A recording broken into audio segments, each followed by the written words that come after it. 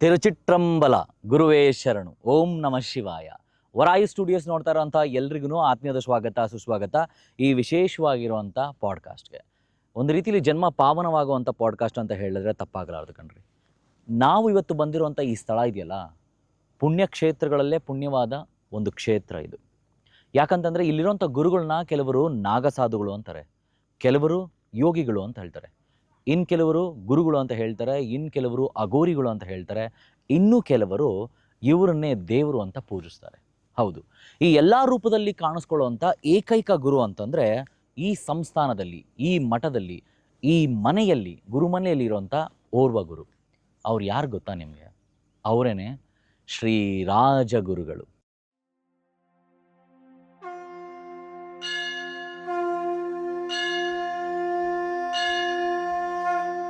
ತಿರುಚಿಟ್ರಂಬಲಂ ಓಂ ಶಿವಾ ತಿರುಚಿಟ್ರಂಬಲಂ அருள் பரம் ஜோதி தனிப்பெரும் கருணை திருச்சிற்றம்பலத்தில் ஆடும் பொன்னம்பல குருவே சரணம் சரணம் சரணம். ஓம் சிவா திருச்சிற்றம்பலம் அருள் பரம் ஜோதி தனிப்பெரும் கருணை திருச்சிற்றம்பலத்தில் ஆடும் பொன்னம்பல குருவே சரணம் சரணம் சரணம். ஓம் சிவா திருச்சிற்றம்பலம் அருள் பரம் ஜோதி தனிப்பெரும் கருணை திருச்சிற்றம்பலத்தில் ஆடும் பொன்னம்பல குருவே சரணம் சரணம் ಶರಣಂ.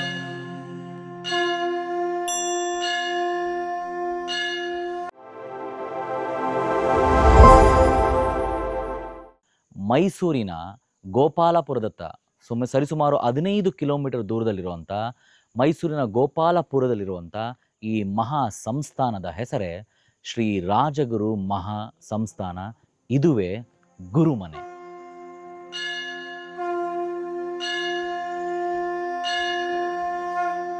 ತಿರುಚಿಟ್ರಂಬಲಂ ಓಂ ಶಿವಾ ತಿರುಚಿಟ್ರಂಬಲಂ அருள் பரம் ஜோதி தனிப்பெரும் கருணை திருச்சிற்றம்பலத்தில் ஆடும் பொன்னம்பல குருவே சரணம் சரணம் சரணம். ஓம் சிவா திருச்சிற்றம்பலம் அருள் பரம் ஜோதி தனிப்பெரும் கருணை திருச்சிற்றம்பலத்தில் ஆடும் பொன்னம்பல குருவே சரணம் சரணம் சரணம். ஓம் சிவா திருச்சிற்றம்பலம் அருள் பரம் ஜோதி தனிப்பெரும் கருணை திருச்சிற்றம்பலத்தில் ஆடும் பொன்னம்பல குருவே சரணம் சரணம் சரணம். ನೋಡಿದ್ರಲ್ಲ ಗುರುಮನೆ ಹೇಗಿತ್ತು, ಏನೇನಿತ್ತು ಅಂತ. ನಿಮಗೆ ಈ ಕಡೆ ಬಂತಂದರೆ ಗೋಶಾಲೆ ಇದೆ, ಹಾಗೂ ಸುಸರ್ಜಿತವಾದ ವಾತಾವರಣ ಇದೆ. ಆ್ಯಂಡ್ ಇಲ್ಲಿ ಬಂದಿದ ತಕ್ಷಣವೇ ಇಲ್ಲಿ ಧ್ವಜ ಹಾಗೂ ಕಾಗೆಯ ಕಲ್ಲು ಕೂಡ ಇದೆ, ಕೆತ್ತನೆ ಮಾಡಿ ಇಟ್ಟಿದ್ದಾರೆ. ಇದ್ರ ಬಗ್ಗೆ ಎಲ್ಲ ಕಂಪ್ಲೀಟಾಗಿ ತಿಳ್ಕೋಣ. ಆದರೆ ಒಂದಂತೂ ಸತ್ಯ ವೀಕ್ಷಕರೇ, ರಾಯ್ ಸ್ಟುಡಿಯೋಸ್ ನೋಡ್ತಾರೋ ಪ್ರತಿಯೊಬ್ಬರಿಗೂ ಹೇಳ್ತಾ ಇದ್ದೀನಿ, ನಿಮ್ಮ ಲೈಫಲ್ಲಿ ಎಲ್ಲೋ ಒಂದು ಕಡೆ ಒಂದು ರೀತಿಯಲ್ಲಿ ಗುರುಗಳನ್ನ ಹುಡುಕ್ತಾ ಇದ್ದರೆ, ನಿಮಗೆ ನಿಜವಾದ ಗುರು ಬೇಕು ಅನ್ನೋದೇ ಆದರೆ, ನಿಮಗೆ ಸಾತ್ವಿಕತೆಯ ಅಂಶ ಇನ್ನಷ್ಟು ತಿಳಿಯಬೇಕಾದ್ರೆ ಒಮ್ಮೆ ಇಲ್ಲಿಗೆ ಬರಲೇಬೇಕು ನೀವು. ಹಾಗಾದರೆ ಬನ್ನಿ, ಇಲ್ಲಿರುವಂಥ ಒಂದಷ್ಟು ಅಂಶಗಳನ್ನ ನಾವು ತಿಳ್ಕೋಣ. ನಮ್ಮ ಜೊತೆ ಗೋಕುಲಣ್ಣ ಅವ್ರು ಇಲ್ಲೇ ಇದ್ದಾರೆ. ಈ ಆಶ್ರಮದಲ್ಲಿ ಸುಮಾರು ವರ್ಷಗಳಿಂದ ಸೇವೆ ಮಾಡ್ಕೊಂಡು ಬಂದಿರುವಂಥ ಗೋಕುಲಣ್ಣ ಅವರೇ, ತಿರುಚಿಟ್ರಂಬಲಂ. ಗೋಕುಲಣ್ಣ ಅವರೇ, ನಾವು ಇಲ್ಲಿ ಬಂದಿದ ತಕ್ಷಣ ಧ್ವಜಸ್ತಂಭ ಕಾಣುತ್ತೆ, ಹಾಗೂ ಇಲ್ಲಿ ಒಂದು ಕಾಗೆನೂ ಕೂಡ ಸ್ಥಾಪನೆ ಮಾಡಿ ಬಿಟ್ಟಿದ್ದಾರೆ. ಅದ್ರ ಮುಂದೆ ನೀರಿದೆ, ಕಾಯಿನ್ಗಳು ಹಾಕಿದ್ದಾರೆ, ಇಲ್ಲೇನೋ ಒಂದಿದೆ. ಏನು ಇದರ ಅರ್ಥ ಎಲ್ಲ? ಒಳ್ಳೆ ವಿಷಯ, ಒಳ್ಳೆ ಪ್ರಶ್ನೆ ಕೇಳಿದಿರಿ. ಇಲ್ಲಿ ಯಾರೇ ಬಂದರೂ ಕೂಡ, ಎಂಥವರು ಬಂದರೂ ಕೂಡ, ಈ ಗುರುಮನೆಗೆ ಬರುವಾಗ ಮೊದಲಿಗೆ ಅಲ್ಲಿ ಕೈ ಕಾಲು ಮುಖ ತೊಳೆದು ಇಲ್ಲಿ ಬಂದ ತಕ್ಷಣ ನಮಗೆ ಕಾಣುದು ಗುರುಧ್ವಜ. ಈ ಗುರುಧ್ವಜ ಹಾಕಿದ ಯಾಕೆ ಅಂತ ನಮ್ಮ ಗುರುದೇವರು ಹಾಕಿದ್ರು.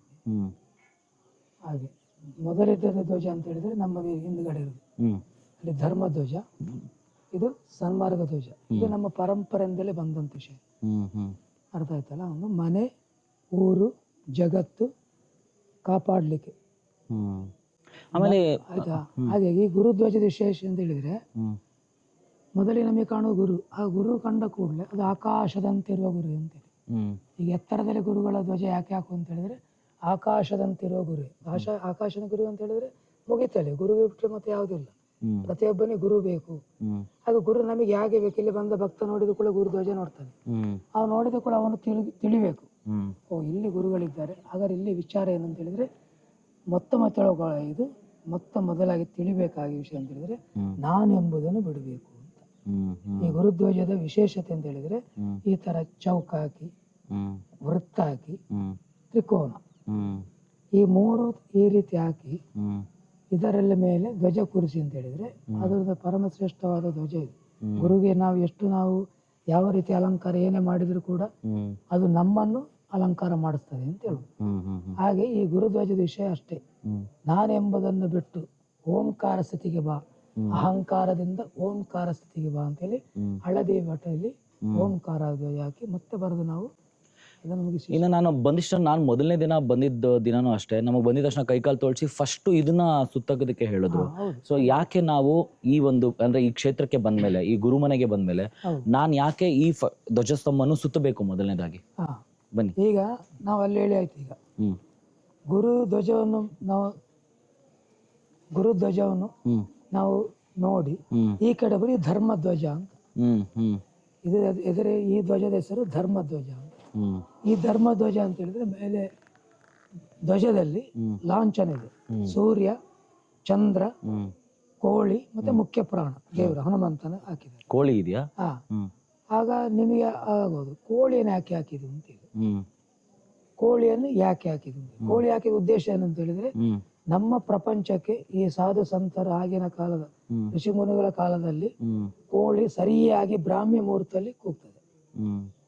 ಕೋ ಅಂತೇಳಿ ಗೊತ್ತಲ್ಲ ಕೋಳಿ ಕೂಗು. ಕರೆಕ್ಟ್. ಅದು ಪ್ರತಿ ಸಮಯ ಕರೆಕ್ಟ್ ಇಷ್ಟೇ ಸಮಯ ಕೂಡ ಇದನ್ನು ಅವರು ತಿಳ್ಕೊಂಡು ಇದು 3 ಗಂಟೆ 6 ಗಂಟೆ ಬ್ರಾಹ್ಮಿ ಮುಹೂರ್ತ. ಆ ಸಮಯವನ್ನು ಕೊಟ್ಟದ್ದು ಕೋಳಿ. ಅದ ಕಡೆಗೆ ದೇವರ ಸಮಾನ ಅಂತ ಕೊಟ್ಟದ್ದು ಕೋಳಿ. ಅದ ಕಡೆ ಮನೆಯಲ್ಲಿ ಸಾಕಿ ಅದ್ರ 2 ಕೆಲಸ ಆಗ್ತದೆ ನಮಗೆ. ಒಂದು ನಮ್ಮನ್ನು ಎಚ್ಚರಿಸ್ತದೆ, ಇನ್ನೊಂದು ಹೇಳಿದ್ರೆ ಅಲ್ಲಿ ವಿಷ ಜಂತುಗಳನ್ನು ತಿಂದು ಕರಗಿಸುವಷ್ಟು ಕೆಪಾಸಿಟಿ ಆ ಕೋಳಿಗಿದೆ. ಕೋಳಿ ಊರ ಕೋಳಿ ಅಂತ ಹೇಳುದು. ಇದು ಇವಾಗ ಇಲ್ಲಿ ಬಂದಿದ ತಕ್ಷಣ ಇಲ್ಲೊಂದು ಇದರಲ್ಲಿ 4 ಇದೆ. ಈಗ ಸೂರ್ಯ ಚಂದ್ರ ಅಂತ ಹೇಳಿ, ಸೂರ್ಯ ಚಂದ್ರ ಅಂತ ಹೇಳಿದ್ರೆ ಸೂರ್ಯ ಅಂದ್ರೆ ತಂದೆ, ಚಂದ್ರ ಅಂದ್ರೆ ತಾಯಿ. ಹಾಗೆ ಮಗಳು ಅಂದ್ರೆ ಯಾರು ಅಂತ ಹೇಳಿದ್ರೆ ಅದೇ ಅಲ್ಲಿ ಬಿಳಿ ಕೆಂಪು ಬಟ್ಟೆ ಇದೆಯಲ್ಲ ಅದು ಭೂಮಿ ತತ್ವ ಅಂದ್ರೆ ಇದು ಈ ಭೂಮಿ ಅಂತ ಹೇಳಿದ್ರೆ ಮಗಳು ಅಂತ. ಹಾಗೆ ಟ್ರ್ಯಾಂಗ್ಲರ್ ಆಗಿರೋದು ನಮ್ಮ ಗುರು ಪರಂಪರೆಯಲ್ಲಿ ಎಲ್ಲವೂ ಟ್ರ್ಯಾಂಗ್ಲರ್. ಅದರೊಟ್ಟಿಗೆ ಮುಖ್ಯ ಪ್ರಾಣ ಇದೆ. ಮುಖ್ಯ ಪ್ರಾಣ ಅಂತ ಹೇಳಿದ್ರೆ ನಮ್ಗೆ ಉಸಿರು ಶ್ವಾಸ, ಅದು ಮುಖ್ಯ ಪ್ರಾಣ, ಪ್ರಾಣವಾಯು ಅಂತ ಹೇಳುದು. ಆ ಪ್ರಾಣವಾಯು ಇಲ್ಲದೆ ಯಾವ ಮನುಷ್ಯ ಯಾವ ಜೀವರಾಶಿ ಇಲ್ಲ. ಅದೊಂದು ಲಾಂಛನ ಕೊಟ್ಟದ್ದು ಹನುಮಂತ. ಹನುಮಂತ ಅಂದ್ರೆ ಯಾರು ನೋಡಿಲ್ಲ, ಪುರಾಣದಲ್ಲಿ ಬಂದಿದೆ ಹೊರತು ಜ್ಞಾನಿಗಳ ವಿಷಯದಲ್ಲಿ ಇಲ್ಲ. ಅರ್ಥ ಆಯ್ತಲ್ಲ? ಹಾಗೆ ಅದನ್ನು ಕೊಟ್ಟದ್ದು. ನಮ್ಮ ಉಸಿರನ್ನು ಯಾರು ಗಮನಿಸ್ತಾರೋ ಅವ ಆರೋಗ್ಯವಾಗಿರ್ತಾನೆ ಅಂತ ಹೇಳೋ ಕಾನ್ಸೆಪ್ಟ್ ಅದು. ಅಲ್ಲಿ ಧರ್ಮಧ್ವಜ ಅಂತೇಳಿ ಧರ್ಮವನ್ನು ಕಾಪಾಡುವಂತ ವಿಚಾರ ಅದನ್ನ ಹೇಳಿದೆ. ಆದ ಕಾರಣ ನೆಕ್ಸ್ಟ್ ಬಂದಾಗ ಇಲ್ಲಿಗೆ ಬರೋದು ಸನ್ಮಾರ್ಗ ಧ್ವಜ ಅಂದ್ರೆ ಸತ್ಯ ಮಾರ್ಗದಲ್ಲಿ ಹೋಗುವವನಿಗೆ ಈ ಧ್ವಜ ಅವನನ್ನು ಕಾಪಾಡುತ್ತದೆ ಅಂತ ಹೇಳುದು. ಅಂದ್ರೆ ಅಲ್ಲಿ ಮೇಲೆ ಬಿಳಿ, ಕೆಳಗೆ ಹಳದಿ.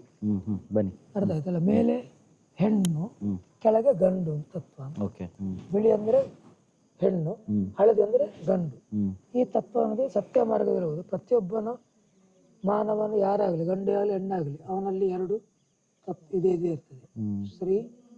ಸ್ತ್ರೀ ಗುಣ, ಪುರುಷ ಗುಣ ಅಂತೇಳಿ ಅದಿದ್ದೇ ಇರ್ತದೆ. ಅದಿಲ್ಲ ಅದ ಕಾರಣ ಅದನ್ನು ಪುರಾಣದಲ್ಲಿ ಅರ್ಧನಾರೀಶ್ವರ ಅಂತ ಹೇಳಿ ಅದು ಪ್ರತಿಯೊಬ್ಬನಲ್ಲಿ ಇರ್ತದೆ ಅಂತ ಹೇಳುದು.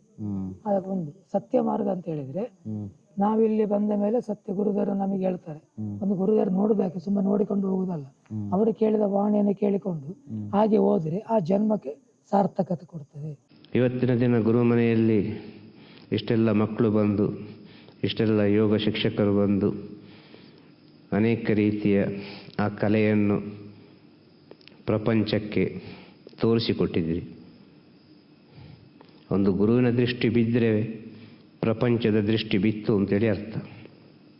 ಇಷ್ಟೇ, ಇದು ಅವರವರ ನಂಬಿಕೆ ಮೇಲಿರುವಂಥ ವಿಚಾರ. ಹಾಗೆ ನಮಗೆಲ್ಲರಿಗೆ ಇಲ್ಲಿ ಬಂದ ಭಕ್ತರಿಗೆ ಬಿಳಿ ಪಂಚೆ ಹಳದಿ ಶಾಲು. ಆಮೇಲೆ ನಾನು ಅಬ್ಸರ್ವ್ ಮಾಡ್ತಿದ್ದೆ, ನೀವು ಪ್ರತಿಯೊಂದು ಕಂಬದ ಹತ್ರ ಒಂದೊಂದು ಚಿಕ್ಕ ನಿಂಬೆಹಣ್ಣು ಇಟ್ಟಿದ್ದೀರಲ್ಲ, ಅದು ಯಾಕೆ ಅಂತ ಹೇಳಿದ್ರೆ ದೃಷ್ಟಿ ತತ್ವ. ದೃಷ್ಟಿ ತತ್ವ. ಯಾರಿಲ್ಲಿ ಬಂದು ಏನೇ ಎಂಥದ್ದು ಮಾಡಿದ್ರು ಅದನ್ನು ಪ್ರಕೃತಿಗೆ ಬಿಟ್ಟು ಕೊಡುವಂತ ವಿಷಯ. ಇದು ಪ್ರಕೃತಿಯಲ್ಲಿ ಇದೇ ಇನ್ನೊಂದು ಹೇಳಂದ್ರೆ ಗುರುಮನೆ ಆಗಲಿ ಇಲ್ಲಿರುವ ಗುರುದೇವರಾಗಲಿ ಅವರು ಪ್ರಕೃತಿ ಸಂಬಂಧಪಟ್ಟಿರುತ್ತದೆ, ಪಂಚಭೂತಗಳಿಗೆ ಸಂಬಂಧಪಟ್ಟಿರುವ ಕಾರಣ ಇಲ್ಲಿ ಎಲ್ಲ ನಡೆಯಲ್ಲ ಪ್ರಕೃತಿ ಸಂಬಂಧಪಟ್ಟ ನಡೆಯುದು. ಇನ್ನು ನೀವು ಅಲ್ಲಿ ನಾವು ಆ ಕಾಗೆ ಅಲ್ಲಿ ಪ್ರತಿಷ್ಠಾಪನೆ ಮಾಡಿದಿರಲ್ಲ, ಯೂಶಲಿ ಏನಾಗುತ್ತೆ ಅಂತಂದ್ರೆ ಶನಿ ಮಹಾತ್ಮ ಸ್ವಾಮಿಯ ದೇವಸ್ಥಾನದ ಮುಂದ್ಗಡೆ ಮಾತ್ರ ಈ ರೀತಿಯ ಒಂದು ವಾಹನವನ್ನು ನಾವು ನೋಡಿರ್ಬೋದು. ಆದ್ರೆ ಆಶ್ರಮದಲ್ಲಿ ಮೊಟ್ಟ ಮೊದಲ ಬಾರಿಗೆ ಈ ತರ ನೋಡ್ತಾ ಇರೋದು ಯಾಕೆ ಇದು ಅಲ್ಲಿ ಹಂಗಿದೆ ಅಂತ? ಒಳ್ಳೆ ವಿಚಾರ, ಒಳ್ಳೆ ಪ್ರಶ್ನೆ ಕೇಳಿದಿರಿ. ಈ ಕಾಕಾ ಭುಜಂಡ ಸಿದ್ಧರು ಅಂತೇಳಿ, ಕಾಕಾ ಭುಜಂಡ ಸಿದ್ಧರು ಅಂತೇಳಿ ಅವರು ಕಾಗೆ ಅಂತೇಳಿ ಅವರು ಕಾಗೆ ಯಾವುದೋ ಒಂದು ಸಣ್ಣ ವಿಷಯ ತಪ್ಪಿನ ಅರಿವಾಗಿ ಅವರಿಗೆ ಕಾಗೆ ಅಂತೇಳಿ ಜನ್ಮ ಸಿಗುದು. ಹಾಗೆ ಅವರ ಜನ್ಮ ಅಂತೇಳಿ ಅವ್ರ ಜನ್ಮಕ್ಕೆ ಸಾವಿಲ್ಲ. ಒಂದು ಇನ್ನೊಂದು ಅಂತೇಳಿ ಅವ್ರು 8 ಪ್ರಳಯವನ್ನು ಅವರು ಕಂಡುಕೊಂಡಿದ್ದಾರೆ. 8 ಪ್ರಳಯವನ್ನು ಅವರು ಕಂಡುಕೊಂಡಿದ್ದಾರೆ. ಯಾರು? ಕಾಕಾ ಭುಜಂಗ ಸಿದ್ಧರು, ಮಹಾಸಿದ್ಧರವರು. ಕಾಕಾ ಭುಜಂಗ ಸಿದ್ಧರು, ಕಾಕಾ ಭುಜಂಗ ಸಿದ್ಧರು. ಹಾಗೆ ಅವರು ಯಾವಾಗ ಕಮ್ಮಿ ಆಯ್ತು, ಪ್ರಳಯಕ್ಕೆ ಹತ್ತಿರವಾಯ್ತು ಅಂತೇಳಿ ಅದಕ್ಕೋಸ್ಕರ ಈ ಕಾಗೆಗೆ ಕಾಕಾಪೀಠಕ್ಕೆ ಸುತ್ತ ಬಂದು 3 ಸಲ ನಾವಲ್ಲಿ ತೀರ್ಥ ಹಾಕ್ತೇವೆ. ಎಲ್ಲಿಗೆ? ಕಾಗೆಗೆ 3 ಸಲ ತೀರ್ಥ ಹಾಕಿದ್ದೀವಿ. ಒಂದು ಪ್ರದಕ್ಷಿಣೆ ಹಾಕಿ ಈಗ 3 ಸಲ ತೀರ್ಥ ಇದಕ್ಕೆ ತೀರ್ಥಗಳು ಹಾಕ್ಬೇಕಾ? ತೀರ್ಥ ಹಾಕಿ ಬೇಕಿದ್ರೆ ನಮಗೆ ಹಾಕು.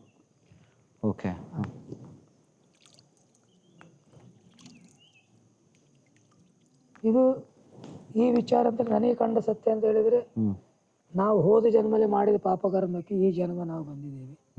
ಇನ್ನೊಂದು ಜನ್ಮ ಹೀಗೆ ಬಂದ್ರೆ ನಾವು ಪ್ರಕೃತಿಗೆ ಏನು ನಮ್ಮ ಗುರುದರು ಹೇಳ್ತಾರೆ, ಬಿಟ್ಟು ಹೋಗುವ ಪ್ರಪಂಚ ಕೊಟ್ಟು ಹೋಗೋದು ಬೆಟ್ಟದಷ್ಟಿದೆ. ಆದ್ರೆ ಏನಾದ್ರು ಒಂದು ನಾವು ಒಳಿತನ್ನು ಮಾಡಬೇಕು ಅಂತ ಹೇಳುದು. ಅದಕ್ಕೆ ತಿರುಚಿಟ್ರಂಬಲ್ ಅಂತ ಹೇಳಿದ್ರೆ ಅರ್ಥವೇ ಅದೇ. ಏನಂತ ಹೇಳಿದ್ರೆ ಯಾವ ಜೀವರಾಶಿ ಪಂಚಭೂತಗಳಿಲ್ಲದೆ ಗಾಳಿ ನೀರು ಬೆಂಕಿ ಯಾವುದಿಲ್ಲದೆ ಈ ಜೀವರಾಶಿ ಇಲ್ಲ. ಅದಕ್ಕೆ ಕೊಟ್ಟ ಮೂಲ ಬೀಜಾಕ್ಷರ ಮಂತ್ರ ತಿರುಚಿಟ್ರಂಬಲ್. ಅದಕ್ಕೆ ನಾವು ಇದರಲ್ಲಿ ಸಿಂಪಲ್ ಆಗಿ ಕಂಡದ್ದು ಏನಂತ ಹೇಳಿದ್ರೆ, ಓದೆಯನ್ನೇ ಮಾಡಿ ಪಾಪಕರ್ಮಕ್ಕೆ ಈ ಜನ್ಮದಲ್ಲಿ ಕೂಡ ಆ ಪಾಪಕರ್ಮ ಕಳೆದು ಇನ್ನೊಂದು ಜನ್ಮ ಹೀಗೆ ಬಂದ್ರೆ ಆ ಗುರುನಾಶ ಇದ್ರೆ ಇನ್ನು ನಾವು ಒಳ್ಳೆದನ್ನೇ ಮಾಡಿಕೊಂಡು ಹೋದ್ರೆ ಈ ಆತ್ಮಕ್ಕಿಂದು ನಾವು ಒಳಿತನ್ನು ಮಾಡುವ ಅಂತ ಹೇಳುದು. ಆ ಒಂದು ಕಾನ್ಸೆಪ್ಟ್ ನಾವು ಇದನ್ನ ಹಾಕಿದ ಮೇಲೆ ಈಗ ನೀವು ನೋಡಿದೆ ಇಲ್ಲಿ ಯಾವ್ದು ಕಲ್ಲಲ್ಲಿ ಹಾಕಿ ಇದೆಲ್ಲ ಏನಂತ ಹೇಳಿದ್ರೆ, ಪ್ರತಿ ತಿಂಗಳಲ್ಲಿ ಹುಣ್ಣಿಮೆ ಬರುತ್ತೆ. ಹುಣ್ಣಿಮೆ ಬಂದಾಗ ಆ ಚಂದಿರ ನೋಡಿಕೊಂಡು ಒಂದು ಕಾಯಿನ್ ತಕೊಂಡು ನಾವು ಅಲ್ಲಿಂದ ತಗೊಳ್ಳೋದಲ್ಲ, ನಮ್ಮಿಂದ ತಕೊಂಡು ತಲೆಗೆ ಸುತ್ತಿ ಆ ಚಂದ್ರನು ಈ ನೀರಲ್ಲಿ ನೋಡ್ಬೇಕು.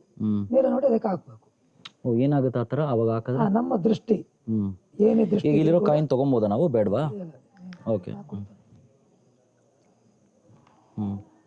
ತಗೊಂಡು ನೀವು ಸುತ್ತಿ ತಲೆಗೆ, ಅಂದ್ರೆ ಸುತ್ತಿ ತಲೆಗೆ ಸುತ್ತಿಕೊಂಡು 3 ಸರಿ ಹೀಗೆ ಮಾಡಿ ಹೀಗೆ ಸುತ್ತಿ ಚಂದ್ರ ನೋಡಿಕೊಂಡು ಹಾಕುದು ಅಂತ ಹುಣ್ಣಿಮೆ ದಿವಸ. ಎಲ್ಲ ನಮಗೆ ಯಾವುದೇ ಆರ್ಥಿಕವಾಗಿ ಎಲ್ಲ ಚೆನ್ನಾಗಿರ್ಲಿ ಅಂತ. ಹಾಗೆ ಮತ್ತೆ ಕಲ್ಲು ಅಂತ ಹೇಳಿದ್ರೆ ಕೆಲವು ಗುರುಜರಿಗೆ ಹೇಳ್ತಾರೆ, ಅಲ್ಲಿ ನೋಡುವಾಗ ಕಲ್ಲುತ್ತಾನ ಬರುವಾಗ ಸುಬ್ರಹ್ಮಣ್ಯ ಧರ್ಮಸ್ಥಳ ನಿಮ್ಮ ಮನೆಯದು ಯಾವ್ದು ಕಲ್ಲು ಅದು ಅವರ ಯಾವ್ದೊಂದು ಕರ್ಮ ಇರ್ತದೆ. ಆ ಕರ್ಮನ ಯಾವ ರೀತಿಯಲ್ಲಿ ಅದೊಂದು ಬಿಟ್ಬಿಡೋದು. ಸೊ ನೀವು ಧರ್ಮಸ್ಥಳಕ್ಕೆ ಅಥವಾ ಕುಕ್ಕೆಗೆ ಅಥವಾ ಪುಣ್ಯಕ್ಷೇತ್ರಗಳಿಗೆ ಹೋದಾಗ ಅಲ್ಲಿರೋ ಒಂದು ಕಲ್ಲನ್ನ ತಗೊಂಡ್ಬಂದು ಅಂತಲ್ಲ, ಅಲ್ಲಿ ಯಾರಿಗೆ ನೀವು ಹೋಗಿದ್ರೆ ಗುರುದೇವ ನಾ ಧರ್ಮಸ್ಥಳ ಹೋಗ್ತಾನೆ ಆ ಬರೋ ಒಂದು ಕಲ್ಲು ಹಿಡ್ಕೊಂಡು ಬಾ ಅಂತ ಹೇಳ್ತಾರೆ. ಹಾಗೆ ನಿಮ್ಮ ಮನೆಯಿಂದ ಸಹ ಆಗ್ತದೆ. ಮನೆಯದು ನಿಮ್ಮ ಮಠ ದೇವಸ್ಥಾನ ನಿಮ್ಮದು ಯಾವ್ದುಂಟು ಅಲ್ಲಿ ಯಾವ್ದೋ ಕಲ್ಲು ಆಗ್ತದೆ. ಆ ಭೂಮಿಗೂ ನಿಮಗೂ ಎಲ್ಲರಿಗೂ ಒಳ್ಳೆ ಚೆನ್ನಾಗಿರ್ಲಿ ಅಂತ ಹೇಳೋ ಕಾನ್ಸೆಪ್ಟ್ ಆಯ್ತಾಯ್ತು. ಮತ್ತೆ ಇಲ್ಲಿ ಕಾಗೆಗೆ ದಿನನಿತ್ಯ ನಾವಿಲ್ಲಿ ಗುರುದೇವರು ಆಗ್ಲಿ ಗುರುದೇವರು ಪ್ರಸಾದ ಊಟ ಮಾಡುವಾಗ ಅವರು ಕಾಗೆಗೆ ಕೊಡೋದಿಲ್ಲ. ಆಗ ಅಲ್ಲಿ ವಿಷಯ ಅಂತ ಹೇಳಿ ಕಾಕಪೀಠಕ್ಕೆ ಒಂದು ಮಂತ್ರ ಉಂಟು. ಕಾ ಕಾ ಕಾ ಕಾ ಕಾ ಕಾಟ್ರಾಜ ನಾಗರಾಜ ನರಸಿಂಹ ಟೈಗರ್ ಮಲೆಯರಸಿ ಕಾಕುದೇಮೆ ಕಾವಲದೇಮೆ ಸಂತೋಷದಲ್ಲಿ ಸಾಪಡೋಣ ಅಂತೇಳಿ ಅದನ್ನು ಇಲ್ಲಿ ತಂದು ಪ್ರಸಾದ ಹಾಕು. ಅದೇ ನಾನು ಕೇಳ ಅನ್ಕೊಂಡೆ, ಬಿಕಾಸ್ ನಾನು ಫಸ್ಟ್ ಟೈಮ್ ಪೂಜೆಗೆ ಬಂದಾಗ ನೀವೆಲ್ಲರೂ ಇಲ್ಲಿ ನಿಂತ್ಕೊಂಡು ಕಾ ಕಾ ಕಾ ಕಾ ಕಾ ಅಂತ ಹೇಳ್ತೀರಾ.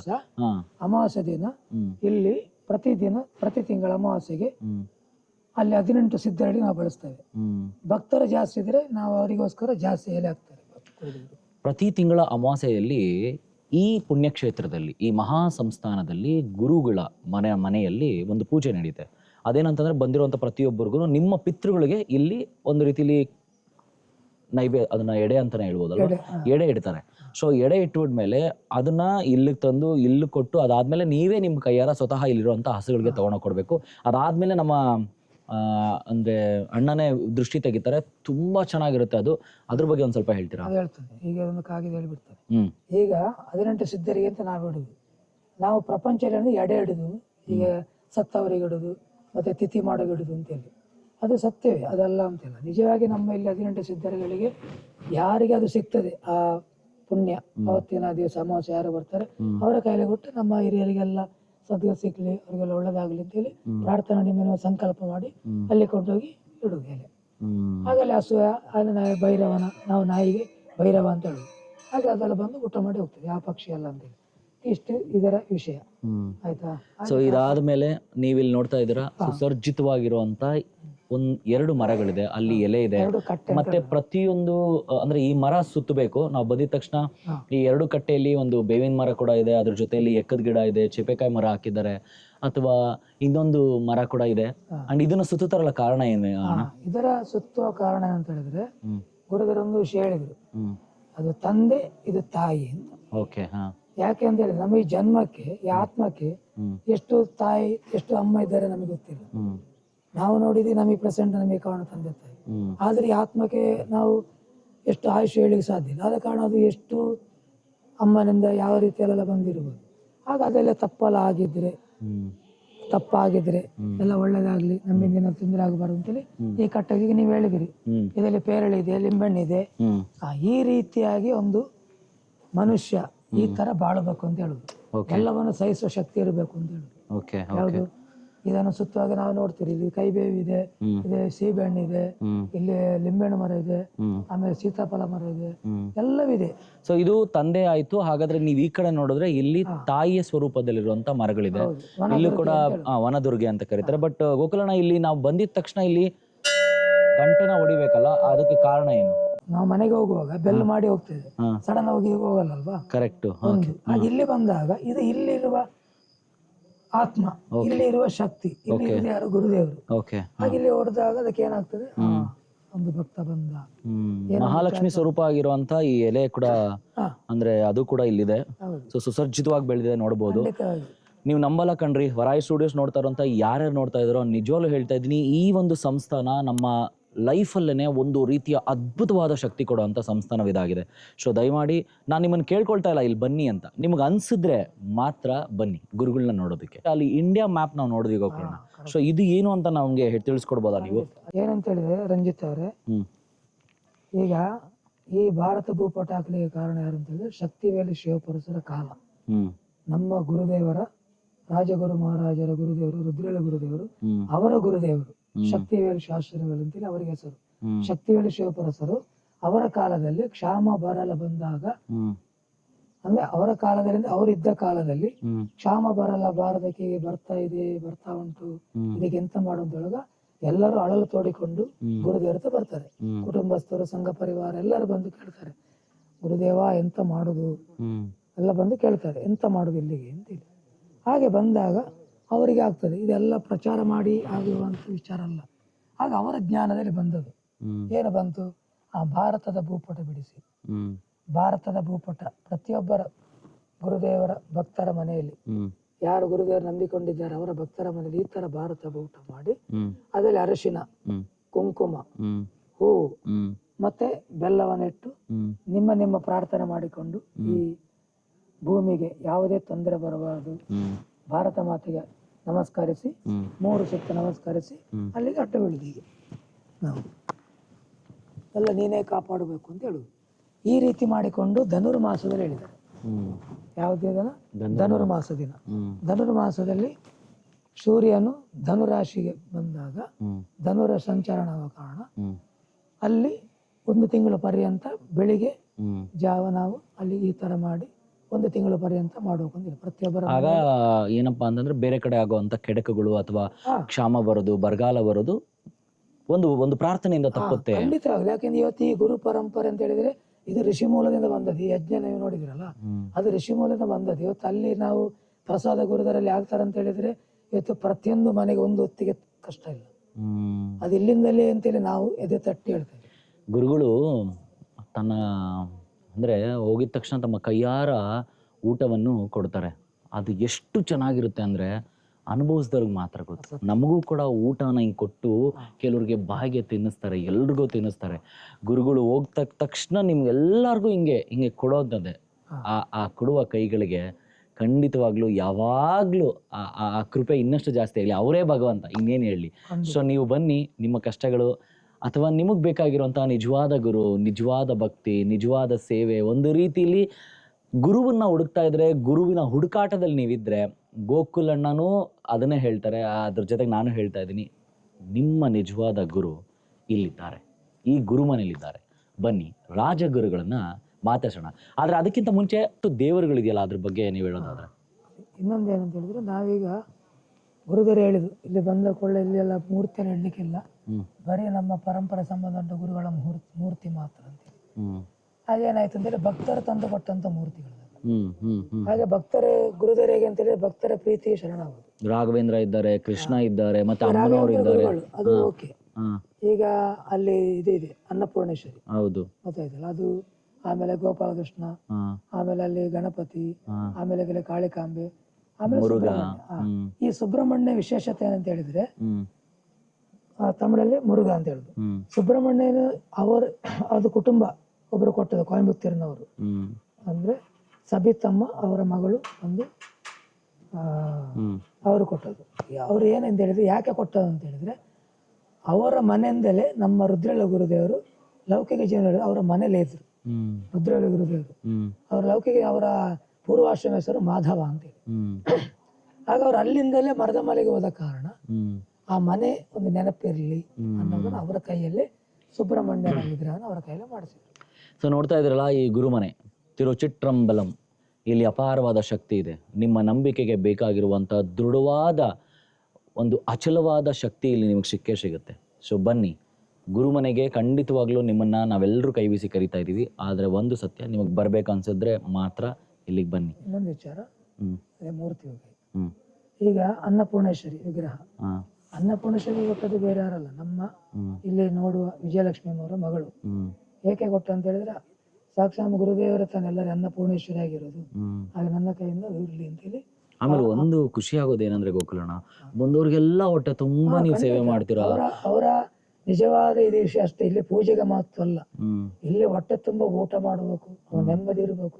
ನಮಗೆ ಹೇಳಿದಷ್ಟೇ ಗುರುದೇವರು, ನೋಡು ಬಂದವರನ್ನು ಖುಷಿಯಾಗಿ ನೋಡ್ಬೇಕು, ಅವರ ಮನಸ್ಥಿತಿ ಅರ್ಥ ಮಾಡಿಕೊಂಡು ನೀವು ಸೇವೆ ಹೇಳಿ. ಮನಸ್ಥಿತಿ ಇಲ್ಲದವರಿಗೆ ಯಾವತ್ತೂ ಸೇವೆ ಮಾಡಿ, ಅವರಿಗೆ ಸುಮ್ಮನೆ ಕೂತ್ಕೊಂಡು ಧ್ಯಾನ ಮಾಡ್ಲಿಕ್ಕೆ ಹೇಳಿ, ಸುಮ್ಮನೆ ಹೊರಗಿದ್ದಾಗ ಇಲ್ಲಿ ಇರಬಾರದು, ಈ ಸ್ಥಿತಿಯನ್ನು ಹೇಳಿ. ನಾನು ಬಂದಿದ ತಕ್ಷಣ ಅಲ್ಲಿ ಪೂಜೆ ಆದ್ಮೇಲೆ ಗುರುಗಳು ಇಲ್ಲೇ ಕೂತ್ಕೊಂಡಿದ್ರು. ನಾನು, ನನ್ನ ವೈಫು, ನನ್ನ ಮಗ 3 ಬಂದಿದ್ರಿ. ಒಂಥರ ಸಡನ್ ಕಾಲು, ಲೀಲಮ್ಮ ಅವ್ರಿಗೆ ಥ್ಯಾಂಕ್ಸ್ ಹೇಳಲೇಬೇಕು, ಈ ಒಂದು ಆಶ್ರಮನ ನನಗೆ ಪರಿಚಯ ಮಾಡಿಕೊಟ್ಟಿದ್ದಕ್ಕೆ, ಈ ಗುರುಮನೆನ ಪರಿಚಯ ಮಾಡಿಕೊಟ್ಟಿದ್ದಕ್ಕೆ. ಸೊ ಇಲ್ಲಿ ಕುತ್ಕೊಂಡಿದ್ದಾಗ ಭಜನೆ ಮಾಡಿದ್ರಿ, ಅಂದರೆ ಯಾರ್ಯಾರು ಹಾಡು ಬರುತ್ತಾ ಅಂತ ಗುರು ಹೇಳಿದ್ರೆ, ನಾನು ಬರುತ್ತೆ ಅಂತ ಹೇಳಿ ನಾನು ಗೋವಿಂದ ಕಣ್ಣ ಅಂತ ಒಂದು ಹಾಡು ಹೇಳಿದೆ. ಅವತ್ತು ನನಗೆ ಸಿಕ್ಕಂಥ ಭಾಗ್ಯ ಇದಲ್ಲ, ಗುರುಗಳೇ ತನ್ನ ಕೈಯಾರ ಹಾರವನ್ನು ಹಾಕಿದ್ರು, ನನ್ನ ಮಗನ ತೊಡೆ ಮೇಲೆ ಕೂಡಿಸ್ಕೊಂಡ್ರು, ಅದ್ರ ಜೊತೆಯಲ್ಲಿ ಹಣ್ಣು, ಹಂಪಲು, ಬಿಸ್ಕೆಟು, ಚಾಕ್ಲೇಟು ಎಲ್ಲವನ್ನು ಕಟ್ ಕಳಿಸ್ತಾರೆ. ನಾವು ಕೊಡೋದು ಇಷ್ಟ ಆದರೆ ಗುರುಗಳು ಕೊಡೋದು ಇಷ್ಟಿದೆ. ಸೊ ಅದು ನಮ್ಮ ರಾಜಗುರುಗಳು ಅಂತಂದರೆ, ನಿಮಗೆ ಗುರು ಸೇವೆ ಮಾಡ್ತಾರೋ ಅಂತ ನಿಮಗೆ ಧನ್ಯೋಷ್ಮೆ ಅಂತ ಹೇಳ್ತಾ ಇದ್ದೀನಿ. ನಿಮ್ಮನ್ನು ನೋಡೋದಕ್ಕೆ ಖುಷಿ ಆಗುತ್ತೆ. ಹಾಗೂ ಸೇವೆಯಲ್ಲಿ ನಿರತರಾಗಿರುವಂಥ ನೀವು ಗುರುಗಳಿಗೆ ಸಮಾನರಾಗಿರೋರು. ಸೊ ನಿಮಗೆ ಅನಂತ ಧನ್ಯವಾದಗಳು. ತಿರುಚಿಟ್ರಂಬಲಂ. ಇನ್ನೊಂದು ವಿಚಾರ ಅಂತ ಹೇಳಿದ್ರೆ, ರಂಜಿತ್ ಅವರೇ, ನಾವಿಲ್ಲಿ ಏನು ಯಾವುದೇ ಭಕ್ತ ಶಿಷ್ಯ ಅಂತೇಳಿ ಹೇಳ್ತೇವೆ, ಆದ್ರೆ ನಾವಿಲ್ಲಿ ಸೇವಕರಾಗಿರೋದು. ಒಂದು ವಿಚಾರ, ಅವರ ಸತ್ಯ ವಿಷಯ ನಾವು ಸ್ವಲ್ಪ ಎಳ್ಳಿನಷ್ಟು ತಿಳ್ಕೊಂಡು, ಇದು ವರ್ಷ ಜನ್ಮ ಇಲ್ಲೇ ಇರುವ, ಇದೇ ಹಾದಿ ಇದೆ ಅಂತ್ಯ ಅಂತೇಳಿ ತಿಳ್ಕೊಂಡು ನಾವು ಸೇವೆ ಮಾಡೋದು. ಮತ್ತೆ ಯಾವುದರ ಬಗ್ಗೆ ನಮಗೆ ಇಲ್ಲಿ ಯಾವುದರ ಬಗ್ಗೆ ಇಲ್ಲ, ಗುರುಗಳು ಚೆನ್ನಾಗಿರ್ಬೇಕು, ಬಂದ ಭಕ್ತರು ಚೆನ್ನಾಗಿರ್ಬೇಕು, ಅದೊಂದು ಮಾತ್ರ ಬಿಟ್ರೆ ನಮ್ಮಿಂದ ಬೇರೆ ಏನಿಲ್ಲ. ತಿರುಚಿಟ್ರಂಬಲಂ. ಗುರುವೇ ಶರಣಂ. ಗುರುವೇ ಶರಣಂ. ನಮಃ ಶಿವಾಯ, ನಮಃ ಶಿವಾಯ, ನಮಃ ಶಿವಾಯ. ತಿರುಚಿಟ್ರಂಬಲಂ. ஓம் சிவா திருச்சிற்றம்பலம். அருள் பரம் ஜோதி தனிப்பெரும் கருணை திருச்சிற்றம்பலத்தில் ஆடும் பொன்னம்பல குருவே சரணம் சரணம் சரணம். ஓம் சிவா திருச்சிற்றம்பலம். அருள் பரம் ஜோதி தனிப்பெரும் கருணை திருச்சிற்றம்பலத்தில் ஆடும் பொன்னம்பல குருவே சரணம் சரணம் சரணம். ஓம் சிவா திருச்சிற்றம்பலம். அருள் பரம் ஜோதி தனிப்பெரும் கருணை திருச்சிற்றம்பலத்தில் ஆடும் பொன்னம்பல குருவே சரணம் சரணம்.